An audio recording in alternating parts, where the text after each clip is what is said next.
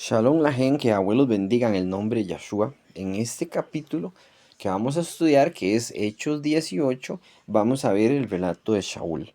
En este momento va a ir a la ciudad de Efeso. Y aquí van a recibir una persecución, esta vez por parte de los gentiles. En el 1 dice así: mientras Apolos estaba en Corintios, Shaul completaba sus viajes por la región del interior y luego vino a Efeso, donde se encontró con algunos talmeín.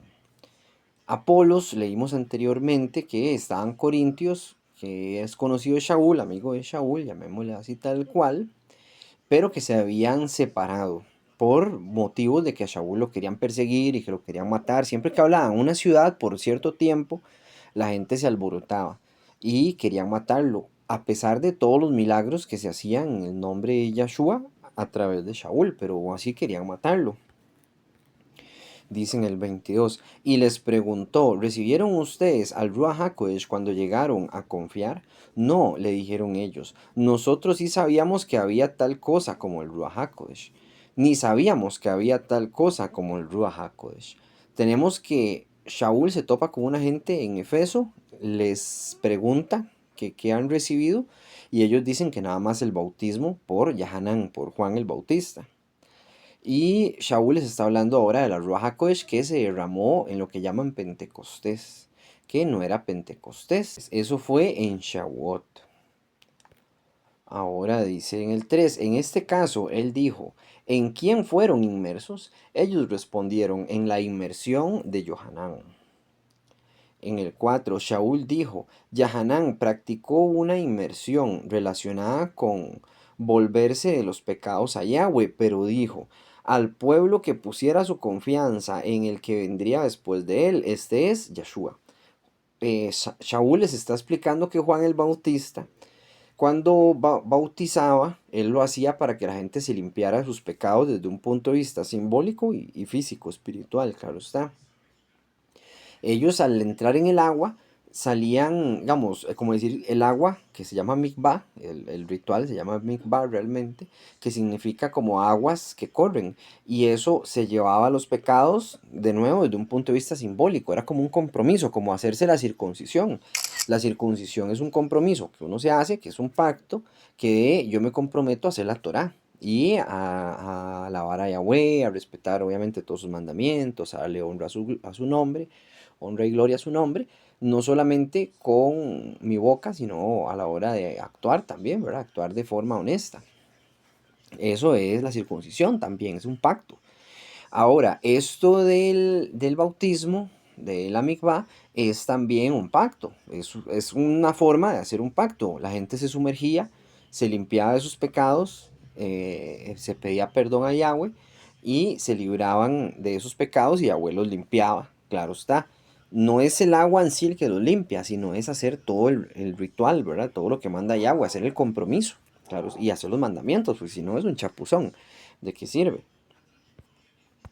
Vamos a ver. En el 5 dice: al oír esto fueron sumergidos dentro del nombre de Yahshua. O sea, se volvieron a hacer un bautismo, pero esta vez en el nombre de Yahshua. Esto es para recibir la Ruach HaKodesh. Yo les digo, ya tenemos la Ruach HaKodesh todos nosotros. ¿Alguna vez se lo han preguntado? Yo digo que sí, ya la tenemos, porque comprendemos muchas cosas que la gente de esa época no comprendía, que para nosotros tal vez son básicas, como el hecho de saber que Yahshua es el Mashiach. Pareciera algo muy simple de entender, lo cual es, pero mucha gente no lo puede entender, le es imposible. Como un ejemplo, cuando se habla de ciencia, hablemos de ciencia, que la gente dice que el mundo se hizo por casualidad, que fue un Big Bang, que todo es que todo es porque sí, que las células se juntaron solas, que igual los átomos, es ridículo como científico, yo no soy científico, pero un científico que piense que eso es una casualidad, es tonto, es muy tonto, muy básico.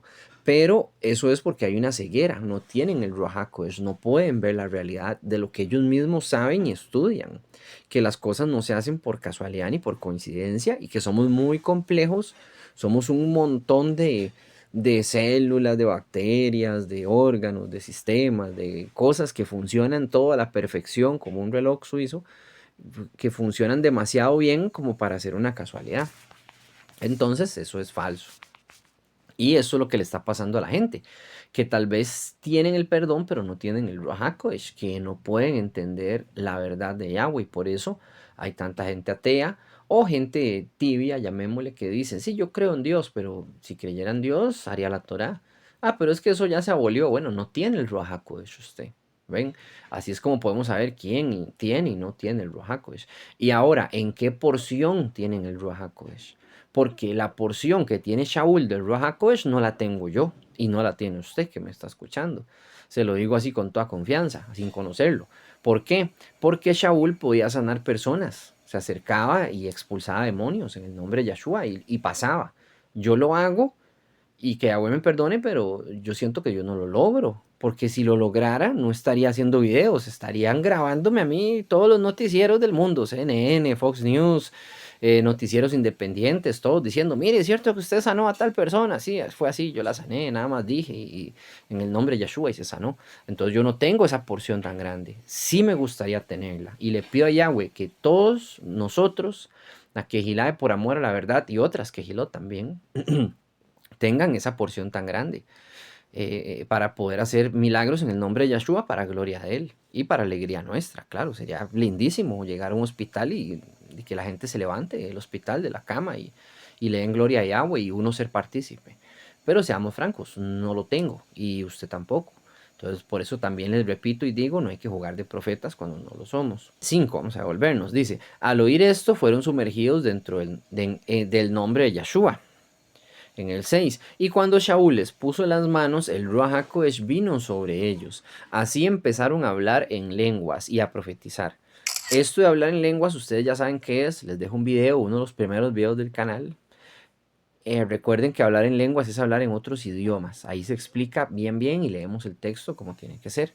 No es hablar ese arrebebebe, ni Rambo saca la bazooka, ni a Rababasaya, ni nada de esas tonteras, que eso más bien es un insulto al Todopoderoso. Por si hay alguien que lo hizo, pida perdón y ya no lo haga más.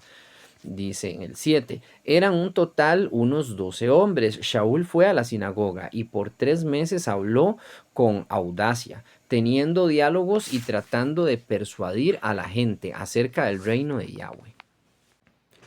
Bueno, leemos en el 8 de que Shaul está yendo a una sinagoga por 3 meses y les está explicando a todos lo que tiene que ver con Yahshua y que Yahshua ya vino y que es el Mashiach, etc. Y la gente le está prestando atención. Dice en el 9, pero algunos empezaron a endurecerse a sí mismos y rehusar oírle, y ellos comenzaron a difamar al camino. Dice aquí que empezaron a difamar al camino. ¿Qué es esto? Al camino, ¿a qué se refiere? El camino, los del camino les llamaban a los mal llamados cristianos hoy en día, que realmente eran los que seguían a Yahshua. No se les llamaba cristianos, se les llamaba los del camino.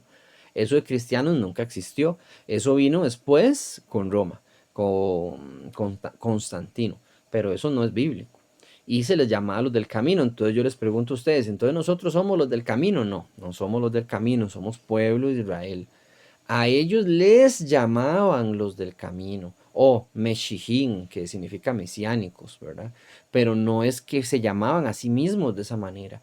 Israel, una persona que es parte de las 12 tribus de Israel, automáticamente acepta al Mesías.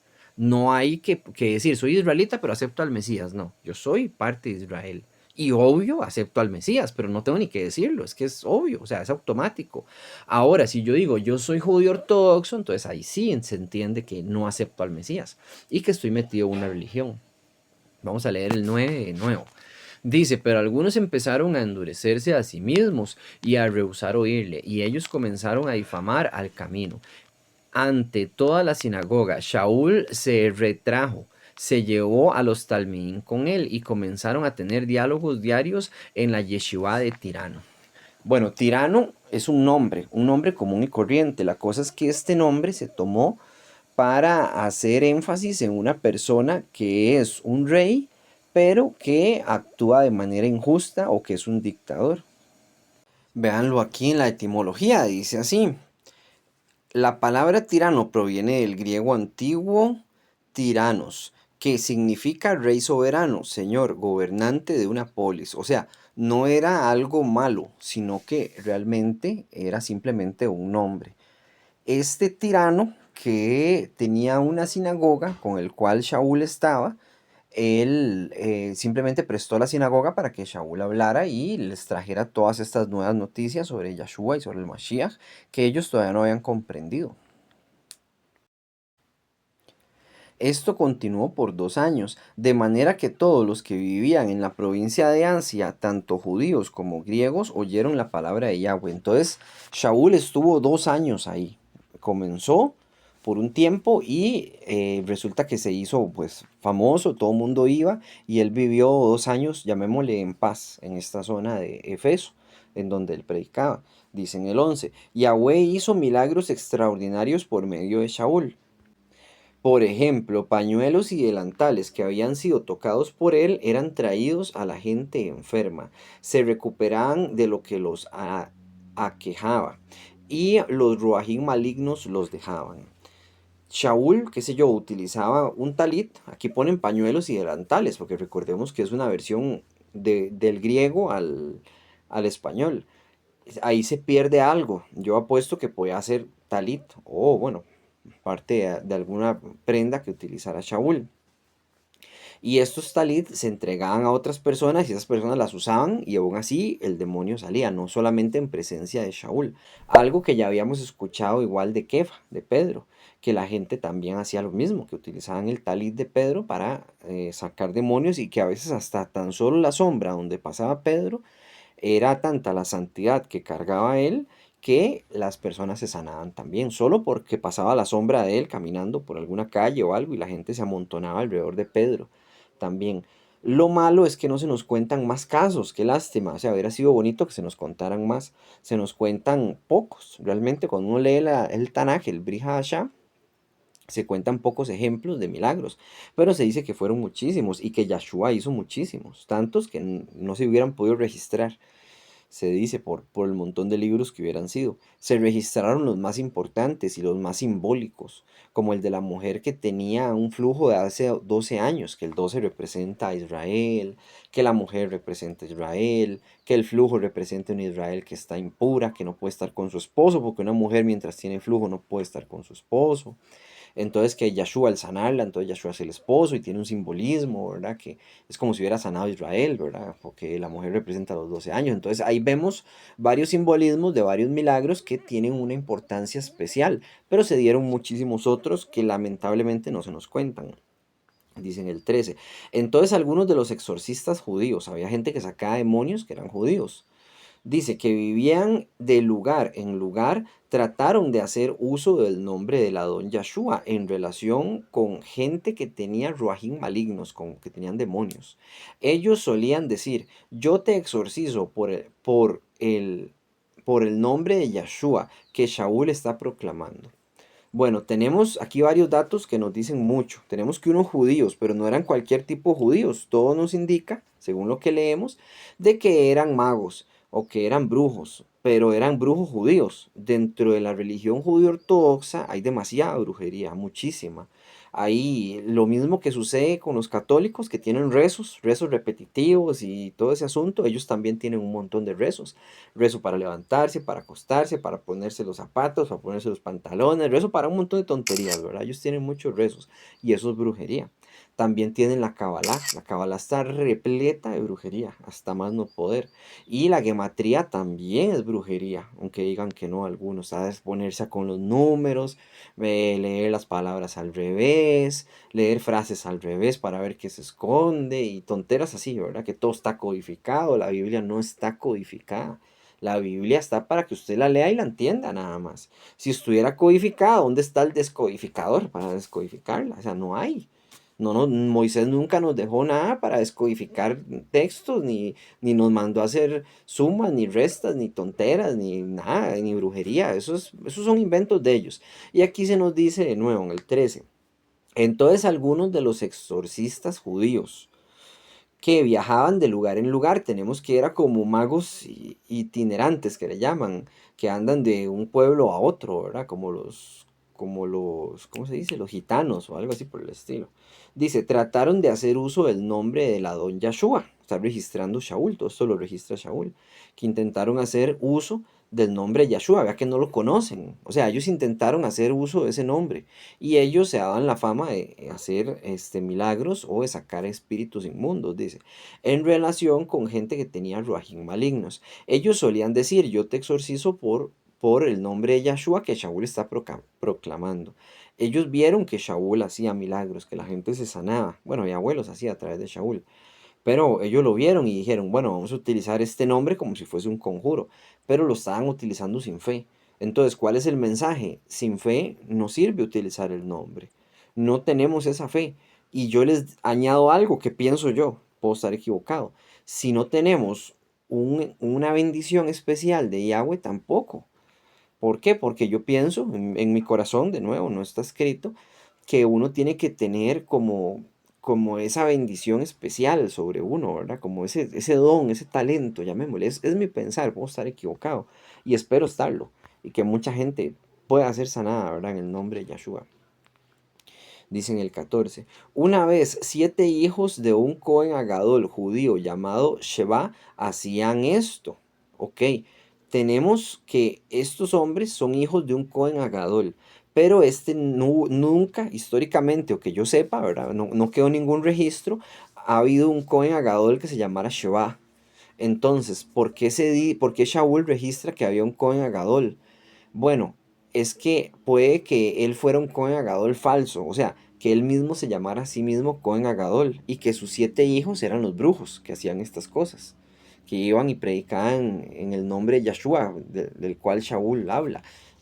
Pero él nunca fue Cohen Agadol y se hizo llamar a sí mismo Cohen Agadol, o era Cohen Agadol, pero de los judíos ortodoxos de una sinagoga X. ¿Ven? Pero no era el Cohen Agadol del templo. Eso es muy importante entenderlo. Porque no hay registro de ningún Cohen Agadol hasta la fecha, excepto que se haya perdido. Y en la época se sabía que ese no era el Cohen Agadol, era otro. Manuel 14. Una vez 7 hijos de un Cohen Agadol judío llamado Sheba hacían esto. Y el Ruach maligno les respondió, a Yahshua conozco y a Shaul conozco, pero ustedes quiénes son. O sea, el demonio en el cuerpo de una persona X le habló a estos 7 hombres que querían exorcizarlo. Y dijo, yo sé quién es Yahshua y yo sé quién es Shaul, pero ustedes no son nadie, le dijo a los 7. En el 16, entonces el hombre con el ruaj maligno cayó sobre ellos o se lanzó sobre ellos y dominándolos les dio una golpiza, que ellos corrieron de la casa desnudos y sangrando. O sea, este hombre los dio una golpiza a estos 7 hijos, a estos 7 muchachos que hacían esta brujería, que no les salió. Y les dio una golpiza y los desnudó también y los mandó chingos para la calle. Entonces salieron corriendo desnudos y todo el mundo se dio cuenta de esta gran vergüenza. Dice en el 7, cuando todo esto fue conocido por los residentes de Efeso, cayó temor sobre todos ellos, judíos y griegos, y el nombre del Adón Yahshua llegó a ser de alta estima. Bueno, ya tenemos que Shaul ha estado 2 años aquí y está registrando varias cosas importantes que han pasado. Entre esos se sana mucha gente. Después, estos 7 magos que llegaron a ver qué ganancia tenían y cómo pasaron una gran vergüenza. Y que tanto judíos como griegos se dieron cuenta de quién era Yahshua y de la importancia de Yahshua. Y no solo eso, sino que estaban empezando ya a creer más gente. Muchos de los que antes habían hecho profesiones de fe, ahora admitieron públicamente sus obras malignas. Ok, muchas personas estaban aceptando que habían sido malos y lo estaban diciendo públicamente, yo he sido malo, y se estaban avergonzando pues, de lo que hacían. En el 19, y un número considerable de aquellos que habían sido atraídos por prácticas ocultas, tiraron sus rollos en una pila y quemaron delante de todos. Cuando calcularon el valor de los rollos era de 50.000 dracmas. Bueno, tenemos que la gente se estaba arrepintiendo de la brujería que habían hecho. Probablemente muchos eran judíos ortodoxos o tal vez no se explica, pero habían hecho mucha brujería. Y dice que al sentirse mal por lo que estaban haciendo y al aceptar a Yahshua, tomaron sus rollos, o sea, tenían libros de brujerías y que digamos que Kabbalah y Talmud y cosas que no son de Yahweh, ¿verdad? Entonces los pusieron todos en una gran pila y los quemaron todos. Y se calcula que valían 50.000 dracmas, todo eso. Dice en el 20, de manera que el mensaje acerca del Adón continuaba en forma poderosa, creciendo en influencia. Algunos tiempos después, Shaul decidió por el Ruach pasar por Macedonia. Después que esté allí, dijo, tengo que visitar Roma. En el 23. Fue en este tiempo que un furor mayor se levantó relacionado con el camino. De nuevo, el camino, ¿quiénes son, verdad? Dice en el 24, había un platero llamado Demetrio que fabricaba objetos de plata relacionados con la adoración a la diosa Artemisa y le provenían no poca cantidad de trabajo para los artesanos. Resulta que en esta zona en la que está Shaul hay una adoración muy grande hacia la diosa Artemisa. Esta diosa Artemisa la gente se la imagina como una diosa guerrera, pero la realidad es que no. Era una diosa más bien como de muchos pechos. Esos muchos pechos representaban como la fertilidad de esta diosa. Es la misma diosa que Astarot. Y Astarot es la misma que Beltis. Y Beltis es la misma que la reina Semiramis. Ustedes conocen la reina Semiramis, que era la esposa de Nimrod, que se declaró diosa, que era mitad pájaro supuestamente, que vio un conejo que lo convirtió, no, un pájaro que lo convirtió en conejo, por eso el conejo pone huevos, el conejo de Pascua, de eso que hacen huevos de chocolate y todo ese asunto que viene de ahí. Bueno, todo muy largo. Entonces, esta Artemisa es una mujer con muchos pechos, así es como la dibujan. Se dice que la estatua que tenían aquí Artemisa era de madera, pero una madera antigua, entonces se hicieron a la idea de que era una diosa muy antigua, que se los dio Zeus, esa madera, que después cayó un cometa. Es más, aquí lo vamos a leer. Ellos dicen que una roca que cayó del cielo probablemente era un cometa y que ellos custodian esta roca y hay mucha adoración a ella. ¿Cómo se adoraba a esta diosa? Habían dos tipos de sacerdotes, están los sacerdotes hombres y mujeres. Estos sacerdotes, las mujeres eran vírgenes y supuestamente le enseñaban a las mujeres sobre la castidad y decencia y demás. Eso es lo que se nos dice muy por encima. Y los sacerdotes masculinos pues andaban también, ¿verdad? Como un papel similar, pero eso sí no tenían que ser vírgenes. Esta idea de que la mujer se mantenga virgen viene de aquí, de Artemisa, de esta diosa, la adoración a esta diosa, pero resulta que la Iglesia Católica también la copió. Por eso las monjas no pueden tener esposo y los padres tampoco, ¿verdad? Toda esta idea proviene de aquí. Aparte que esto no es natural, esto es antibíblico. Yahweh más bien nos manda a casarnos y a tener hijos y todo el asunto, a hacer una familia como Yahweh manda, no lo contrario. Pero bueno, ya estas ideas venían de ahí. También se nos cuenta que muchos de estos dioses se adoraban con orgías, que era algo muy común. Es posible que también a la diosa Artemisa se hiciese eso, más que era un símbolo de fertilidad.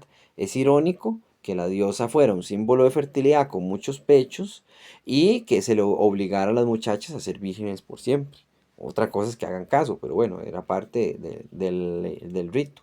Otra cosa que hacían era sacrificar toros. Los toros se sacrifican especialmente para Zeus, pero bueno, a Artemisa también se le sacrificaban toros, se le cortaban los testículos y se guindaban los testículos del cuello de la estatua. También como un símbolo de fertilidad, ¿verdad? De poder dar mucho fruto, etcétera. Todo eso tiene que ver con la diosa Artemisa.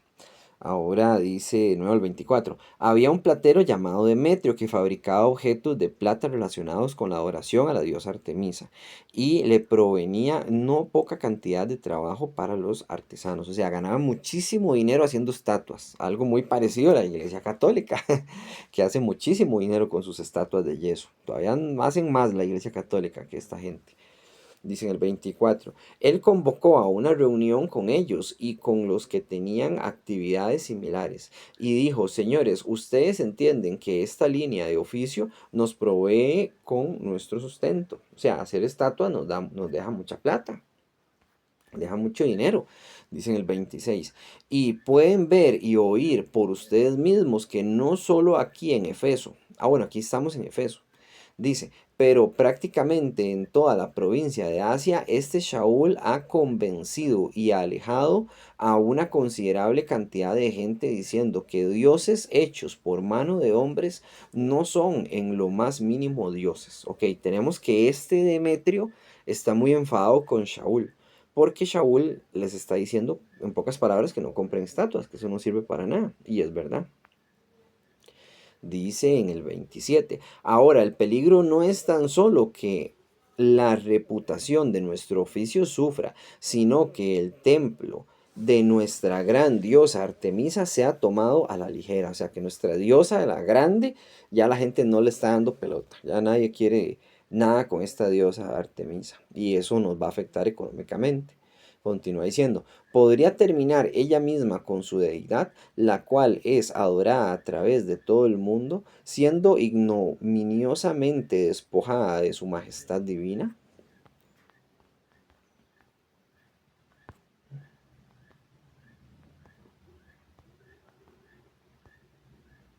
En el 28. Al oír esto, se llenaron de ira y comenzaron a vociferar, grande es Artemisa de Efeso. Ok, la gente empezó a amontonarse y a gritar, grande es Artemisa de Efeso.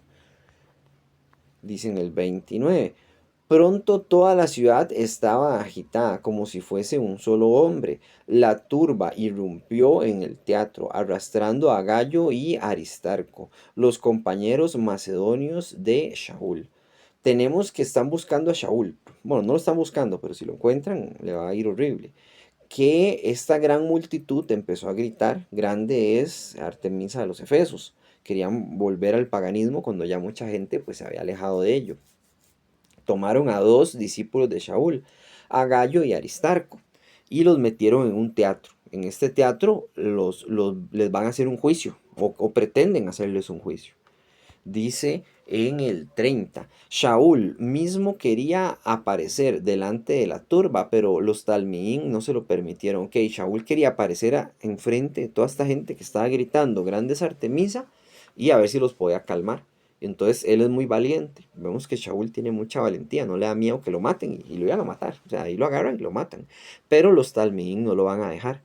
Sí se quedó solo Gallo y Aristarco, bueno, solo con Yahweh, ¿verdad? Era una gran multitud, imagínense ustedes estar frente a una gran multitud furiosa que adoran al antimesías, si es que se desata en nuestra época, y los van a querer matar. Y ustedes van a decir, no, ese que ustedes adoran es el antimesías, adoren al Mesías, aquí está en la Biblia, vean, ya estábamos advertidos.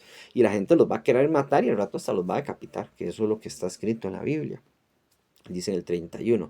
Y aún unos oficiales de la provincia, amigos de él, le enviaron un mensaje rogándole que no entrara en el teatro. O sea, él insistió, él quería ir.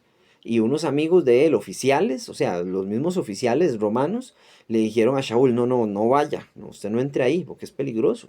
Más bien puede ponerse peor todo, o puede empeorarlo. Realmente él puede que no lo hubiera resuelto, puede que más bien lo hubiera empeorado todo. Dice en el 32. Mientras, ¿y por qué digo que lo puede empeorar? Porque puede que lo maten a él y después ahí empieza una cacería contra los demás, ¿verdad? Contra todos los discípulos de Shaul. Nunca se sabe. Dice en el 32. Mientras algunos gritaban una cosa y otros otra porque la asamblea estaba en completa confusión y la gran mayoría ni siquiera sabía por qué estaban allí. Ok, había gente gritando en el teatro. Grande es Artemisa a los Efesos y mucha gente molesta, pero ni siquiera sabían por qué estaban molestos. Y la gente que comenzó toda la revuelta, la comenzó para poder seguir haciendo estatuas y ganar dinero. Y mucha gente ni sabía, o sea, solamente estaban ahí haciendo bulla. Dice en el 33. Algunos de la turba explicaron la situación a Alejandro, a quien los judíos habían empujado al frente. Así que Alejandro hizo moción para silencio, esperando hacer una oratoria defensiva ante el pueblo. En segundo de Timoteo 4:14 se nos menciona un tal Alejandro que también era herrero. Obviamente fundía metales, pero no necesariamente hacía imágenes. Más bien lo que hacía era calderos para cocinar. Dice en el 34, pero tan pronto como reconocieron que él era un judío, comenzaron a vociferar al unísono. Grande es Artemisa. Y siguieron así por espacio de 2 horas. Tenían 2 horas gritando, imagínense. Grande es Artemisa por 2 horas gritando. Y se dieron cuenta de que este Alejandro, que les acabo de mencionar, también era judío. Dice en el 35. A fin el secretario de la ciudad pudo apacentar a la gente diciendo, hombres de Efeso, ¿hay alguien que no sepa que la ciudad de Efeso es la guardiana del templo de la gran Artemisa y de la piedra sagrada que cayó del cielo? pausa. Tenemos que un secretario de la ciudad se apareció. Después de que apareció este Alejandro, apareció un secretario de la ciudad. Y este secretario de la ciudad les dijo que todos sabíamos de que la gran diosa Artemisa, Efeso es la guardiana de la gran diosa Artemisa, supuestamente, y de una roca que cayó del cielo. Esta es la que les estoy diciendo yo, que probablemente era un cometa. No sabemos nada porque es todo lo que se nos dice. Dice en el 36, puesto que esto estaba fuera de discusión, mejor se calman y no hagan nada drástico. Lo que está haciendo este secretario es calmándolos y dándole la razón para que no continúen con esto. A él no les interesa si siguen vendiendo estatuas o no, lo que quieren es que se calmen. En el 37, porque ustedes han traído estos hombres aquí, ellos no han robado al templo ni han insultado a su diosa. Bueno, tenemos que también los está defendiendo para que no siga el problema. En el 38. Por lo tanto, si Demetrio y sus compañeros tienen alguna queja contra alguien, los tribunales están abiertos y los jueces están allí, que hagan denuncias y contradenuncias. Ok, si ustedes quieren pelear este asunto, váyanse y preséntenlo en la corte, les está diciendo este secretario. Pero no sigan más con estos gritos ni con estos problemas. Dice en el 39, pero si alguno más quieren, tendrán que ser solucionados en una asamblea legal. O sea, si algo más quieren, digamos que pena de muerte, pues que se solucione ya en una asamblea legal. Vamos a ver.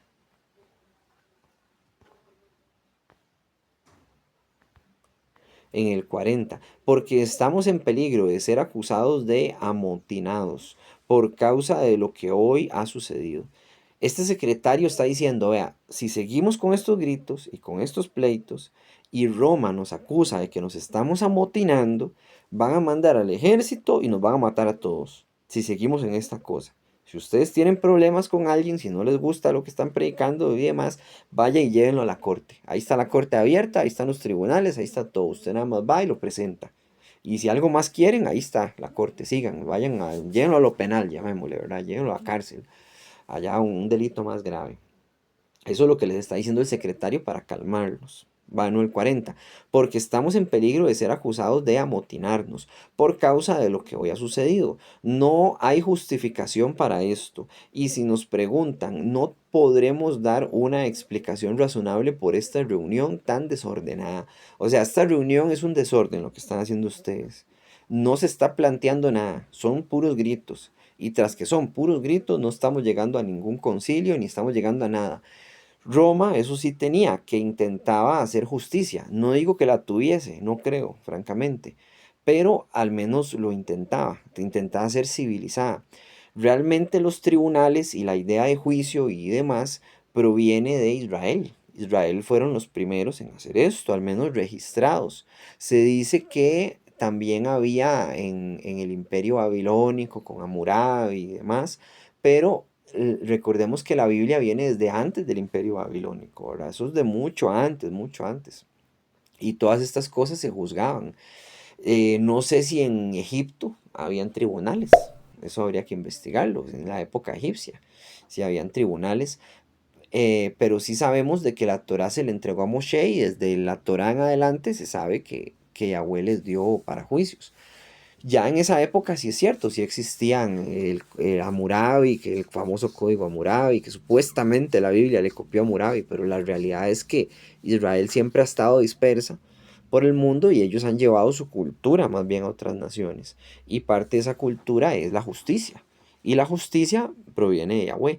Todo lo que se utiliza legalmente hoy en día se dice que se sacó de Roma, pero la realidad es que se sacó primero del Tanaj, de la Biblia.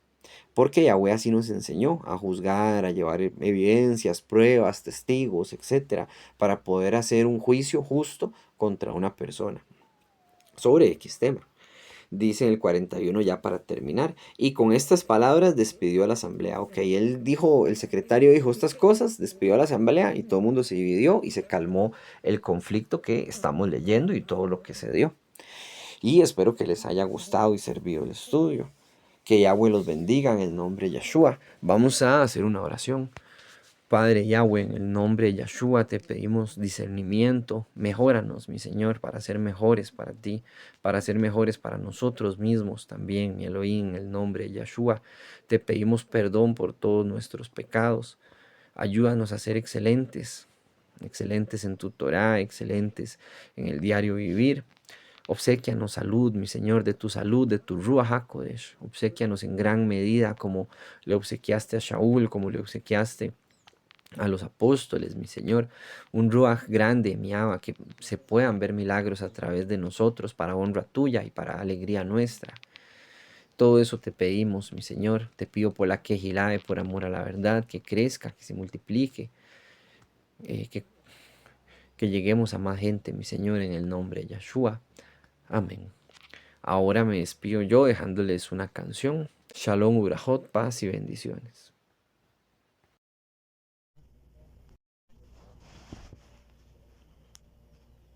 Abatido hasta el polvo está mi alma. Vivifícame según tu palabra. Te he manifestado mis caminos y me has respondido.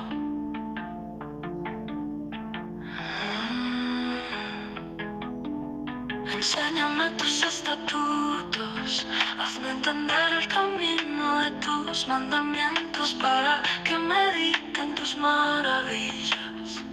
Se deshace mi alma de ansiedad. Susténtame según tu palabra.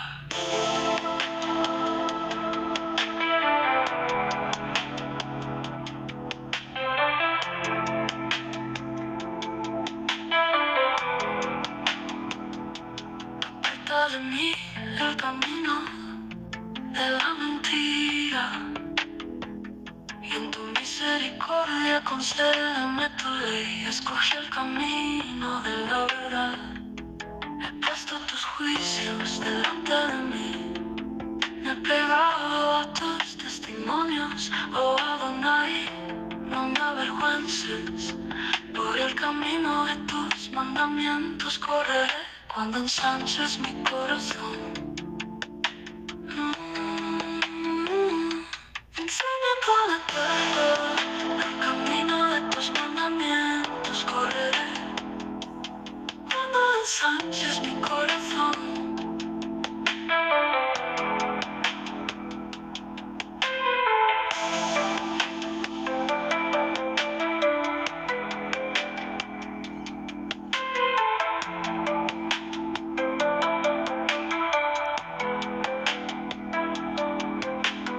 Cuando ensanches mi corazón.